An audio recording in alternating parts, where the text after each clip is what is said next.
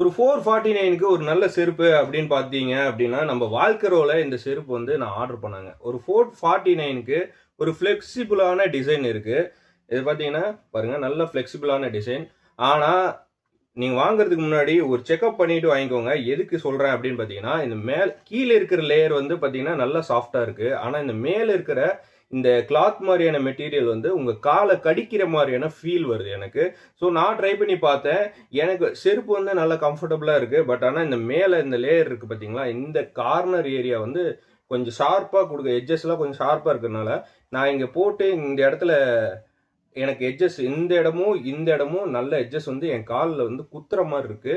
So அது ஒரு டிஸ்அட்வான்டேஜா நான் ஃபீல் பண்றேன். ஸோ உங்களுக்கு வந்து இது பட்ஜெட் ரேஞ்சில இது கரெக்ட்டா இருக்கா? அப்படின்னு நீங்க யாராவது யூஸ் பண்ணியிருக்கீங்க, இது நல்ல கம்ஃபர்டபுளா இருந்துச்சுன்னா, உங்களோட கமெண்ட்ஸையும் ஷேர் பண்ணுங்க. என்னோட கமெண்ட்ஸ் வந்து ஓகே அப்படின்னு தான் சொல்லுவேன். பட் ஆனா ரேட் வைஸ் இன்னும் கொஞ்சம் கம்மியா ஒரு 200, 250 குடுத்திருந்தா பரவாயில்லன்னு நான் நினைக்கிறேன்.